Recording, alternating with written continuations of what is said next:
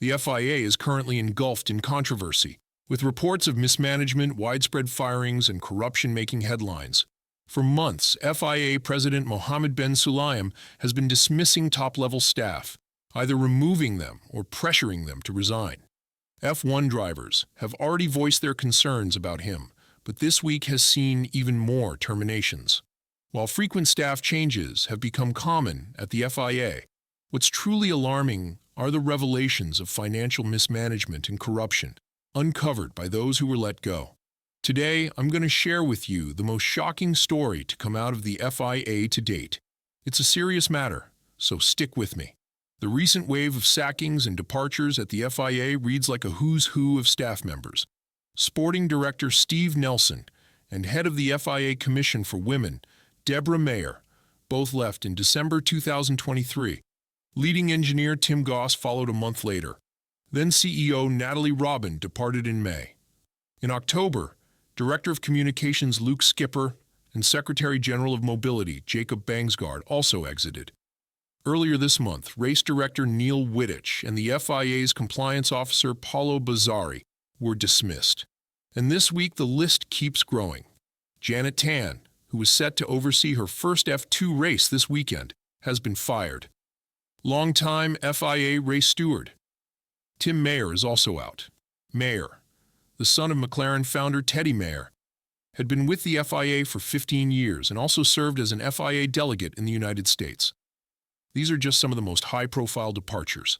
I'll begin by discussing the latest sackings and sharing Tim Mayer's revealing comments before delving into the corruption exposed by even more staff departures. Let's start with Janet Tan.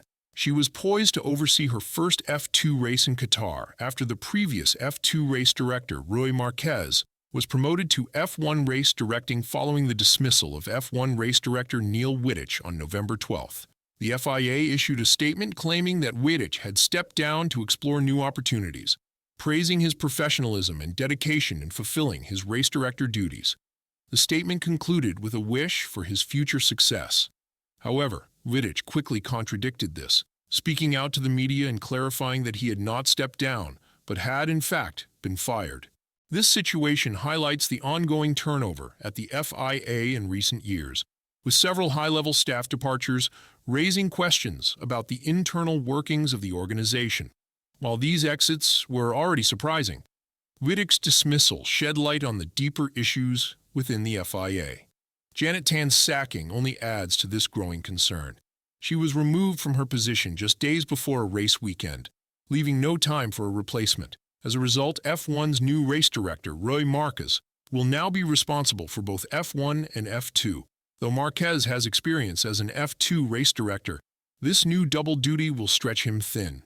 Tim Mayer, speaking to the BBC after his own departure, offered insight into the challenges of the role. "I know how hard both of those jobs are," Mayer said. "I like Roy a lot, but it will put him under incredible pressure.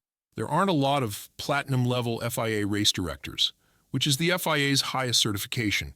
I'm one of them. It's a lot of work, and if you're doing the job right, you wake up every day with an ulcer thinking of all the various things you need to be thinking about. They're not doing themselves any favors. They're literally running out of people to do these jobs, with F1's race direction under greater scrutiny than ever, and this being Marquez's second ever F1 race. It is a terrible position to put him in. The last time one person handled both the F1 and F2 race director roles was the late Charlie Whiting, the revered FIA F1 director who tragically passed away in 2019. Whiting had stopped overseeing both positions more than a decade ago, after it became clear that the workload was simply too much for one individual. Given that even someone of Whiting's caliber found it unsustainable, it seems like an incredibly poor decision to place Marquez in this position. What makes these firings even more troubling are the reasons behind them and the manner in which they were handled. Tim Mayer revealed that he was dismissed via a text message from one of Mohammed bin Sulayem's assistants on a Tuesday. "After 15 years of volunteering my time as a steward, a decade teaching other stewards, and hundreds of hours volunteering in other roles, I got a text from one of his assistants," Mayer said. "For a federation that relies on volunteers, firing somebody who's made a significant contribution via text doesn't speak well of the management of the federation." Mayer's comments underscore how poorly these departures have been managed, particularly when it comes to handling long-serving and dedicated staff members. This isn't the first time that FIA President Mohammed bin Sulayem has used his position to impose his personal views on F1. In addition to his recent push to clean up FIA stewards, he has also been at the center of controversy for allegedly pressuring officials to overturn a penalty on Fernando Alonso during the 2023 Saudi Arabian Grand Prix. While bin Sulayem was cleared of any wrongdoing in that instance, the recent wave of firings aimed at anyone who challenges or opposes him casts serious doubt on the integrity of that investigation's conclusions. Tim Mayer has suggested that the reason behind his dismissal was linked to a disagreement with Mohammed bin Sulayem over an appeal filed by the Circuit of the Americas regarding a €500,000 fine for a track invasion during the U.S. Grand Prix. Mayer, who had been serving as a sporting organizer for all 3 U.S. Grand Prix events, explained that his involvement in this appeal triggered his removal from the stewards panel for the Singapore Grand Prix earlier this month. This was followed by his dismissal from the FIA as a steward just days later. According to Mayer, Mohammed bin Sulayem took personal offense at his role in the appeal, which seems to have played a direct part in his sudden exit. Tim Mayer also commented on the removal of Janet Tan as F2 race director, describing her as the epitome of the type of person we want working for the FIA. He went on to say, "She's the best of the next generation of race directors." Mayer expressed disbelief at her sudden dismissal, noting that someone of Tan's character and capability should have been someone the FIA would work hard to retain. His words reflect a growing concern over how talented and dedicated individuals are being pushed out under bin Sulayem's leadership. The FIA is clearly in a state of turmoil, and with elections for a new president coming up next year, Formula One's best hope is that bin Sulayem is swiftly removed from his position. However, given the exposure of corruption within the organization, relying on this outcome seems increasingly uncertain. Now, on to the disturbing findings. An investigation by the UK-based The Times has uncovered the shocking mismanagement of FIA funds, revealing how those who challenge potential corruption are quickly removed from their posts. The report details how 2 members of the committee responsible for scrutinizing the FIA's finances were dismissed after raising concerns about a $1.5 million fund that was set up at the suggestion of bin Sulayem. During a meeting of the FIA's 4-person audit committee, questions were raised about whether it was appropriate for the FIA president to propose using $1.5 million to sweeten votes from international motoring clubs, who will play a role in bin Sulayem's re-election bid in 2025. What makes this even more concerning is that the $1.5 million fund was intended to come from bin Sulayem's personal expenses allowance, an arrangement that raises serious ethical and financial questions.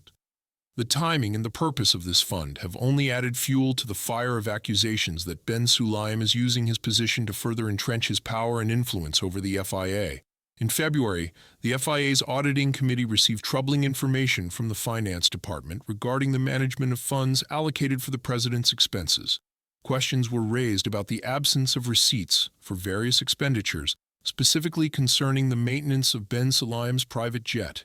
While using the president's entitlement for jet maintenance is not in itself against FIA rules, the lack of receipts was a serious issue, particularly given that it violated French law, where the FIA is based. When Mohammed bin Sulayem was asked to provide receipts to comply with French legal requirements, instead of addressing the concerns, the FIA president decided to forego his $1.5 million expenses allowance altogether. He opted to cover the costs out of his own pocket. While this decision may seem like a step toward transparency, it also raises significant questions about the use of his allowance prior to this point. If Mohammed bin Sulayem was unable, or unwilling, to provide documentation for his expenses, it calls into question how the funds had been used previously, and whether there was any misappropriation of FIA resources. This lack of accountability, particularly when it comes to such a large sum of money, only deepens the concerns about financial mismanagement and potential corruption within the FIA under his leadership. Before the recent wave of sackings in June, Bahram Bandri, chairman of the FIA's audit committee, and Tom Peavis were both terminated, just 3 days after Bandri raised concerns about bin Sulayem's attempt to direct his $1.5 million expenses allowance to international motoring clubs. This move raised alarms due to the potential conflict of interest, as these clubs would be voting in the FIA president's re-election bid at the end of 2025. The last meeting of the audit committee with Bondre as chairman took place on June 3rd. During the meeting, the committee was informed of Ben Sulayem's suggestion to allocate the $1.5 million to a new fund for motoring clubs worldwide. Questions were immediately raised about the appropriateness of this fund, given that it could be seen as a strategic move to influence votes in the upcoming election. Bondre was scheduled to present the committee's findings to the FIA General Assembly on June 13th, but he was told not to attend in person and instead to join the meeting via Zoom. At the General Assembly, Mohammed Ben Sulayem made a formal announcement regarding the creation of the new President's Development Fund, which would be financed by the $1.5 million he had chosen not to use for his personal expenses due to the lack of receipts. The sudden formation of this fund, particularly after the concerns raised by Bondre and the Audit Committee, has added to the growing suspicion of mismanagement and a lack of transparency within the FIA. On June 16th, the members of the FIA Senate received a communication from Carmelo Sanz de Barros, the Senate President, asking for a vote to remove Baram Bondre and Tom Pivas from their positions. The vote was carried, resulting in the termination of both individuals. These were the same people who had raised serious moral concerns about Mohammed Ben Sulayem's plan to set up a fund, paid for by the FIA, which would distribute money to international motoring clubs that would vote for him in his re-election bid. Their removal highlights a troubling pattern. Anyone who challenges Ben Sulayem's management or questions the ethical implications of his actions seems to be swiftly dismissed. This is not an isolated incident. In the past few months, there has been a growing list of individuals who have stood up to Ben Sulayem and his handling of the FIA who have been ousted. Most recently, the FIA's compliance officer, Paolo Bazzari, was also dismissed. Bazzari's role was crucial as he was responsible for ensuring that all FIA staff, including the president, adhered to rules and ethical standards. His removal raises further concerns about a lack of accountability and transparency within the FIA under Ben Sulayem's leadership. The pattern of dismissing those who dare to question the president or challenge his actions paints a troubling picture of an organization more focused on consolidating power than on upholding integrity and transparency. So, we see that the situation at the FIA continues to deteriorate, with a slew of high-profile layoffs and revelations raising more and more questions about the organization's leadership. What do you think about these developments? Do you think Mohammed Ben Sulayem can stay in his position given all these scandals? And finally, what do you think needs to change at the FIA to bring trust and transparency back to the organization? Leave your opinions and comments below. We're very interested to hear what you think. And if you liked the video, don't forget to like and subscribe to the channel so you don't miss other important news from the world of Formula One. Thanks for watching.